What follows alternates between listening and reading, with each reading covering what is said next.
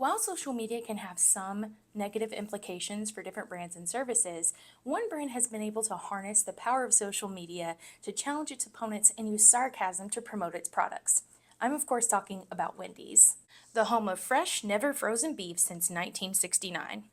In 2017, this fast food giant took on a social media persona that would challenge the traditional uses of social media by marketers. So today, I'll be talking about how Wendy's PR team was able to use social media to positively impact the brand. For some background, Wendy's began to incorporate sassy comebacks to people who were posting negative things about the brand online. This is the tweet that started it all. Instead of attacking the person, which would be a PR nightmare for any brand, Wendy's commented on the illegitimacy of the poster's claims by touting that its beef is never frozen.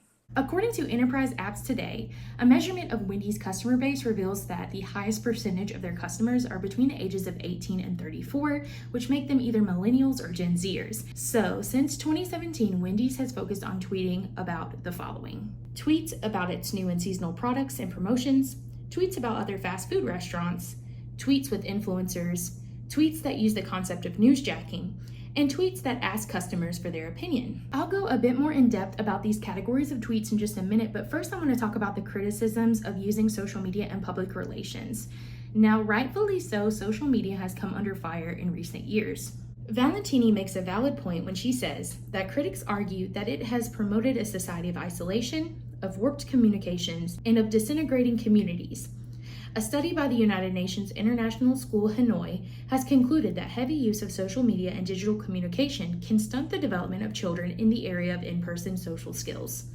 Several academic studies have also backed up this conclusion. We still will ignore the people who are in the same room as us in favor of people who we are interacting with online, even if we've never met them before. Valentini also argues that a lot of brands are just using social media for one-way communication, which is not really what media is meant to be. It's supposed to be a two-way communication.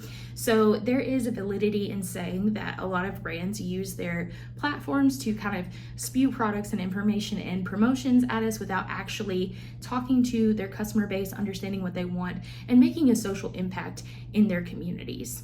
With that criticism in mind, let's start by talking about new or seasonal products and promotion. Wendy's still manages to communicate with their target audience in interesting ways through the use of memes and Photoshop images. Ferguson says that understanding the communication process a company may need to use may require understanding organizations, understanding publics, and understanding the larger social environment within which these two social units exist. The use of memes and Photoshop images is very much targeted towards millennials and Gen Z because that's a way that we communicate, that's a way we talk about entertainment, and so them using that was a great way to target their audience. The second category of tweets are tweets about other fast food restaurants, and in this case it's usually Wendy's biggest competitors, which are McDonald's and Burger King. Now, this is usually accomplished through what people call roasting, which is pointing out the flaws of another person or organization, but usually in a comical way. Some of these posts are just meant to be funny, like responses to new products, while others roast customers for choosing specific restaurants. There's just something about an audience coming together over laughing about the flaws or funny little things about someone or a company, which is exactly why this company chose to do this, because Wendy's is targeting millennials and Gen Z, which are those fun-loving generations that are a little less serious, whereas an older generation might think that the sarcasm is just a little too much and not professional. The third category is tweets with influencers. One with Lisa Barlow, a media personality, pictures her holding a Frosty and says the tweet is helping Barlow get her rings insured. NBA veteran Reggie Miller was also featured in a commercial posted to the account. Both of these personalities are recognizable by the target audience, and so Wendy's is expertly using influencers to be able to get to their customer base. So the fourth category of tweets are tweets using the concept of newsjacking. Now, newsjacking is one of my favorite tools in media relations. It's basically when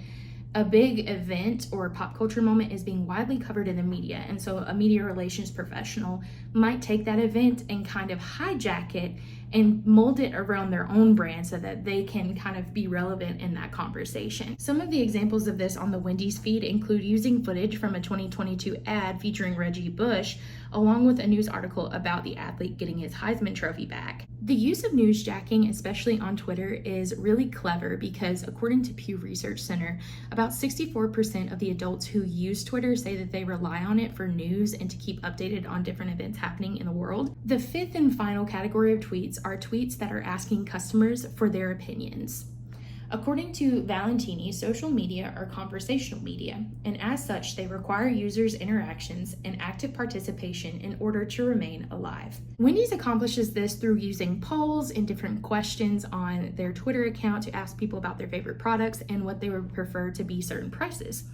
Now, this is really important for the Millennial and Generation Z generations because those are the generations that typically feel unheard in society. For Wendy's to kind of reach out and give their customer base of millennials and Gen Zs the opportunity to give their opinion on something, it makes their customer base feel like they're interacting with the brand and having an actual influence on what the brand will produce in the future. To conclude, it seems obvious that we can say that Wendy's uses social media in a positive way that positively impacts its business.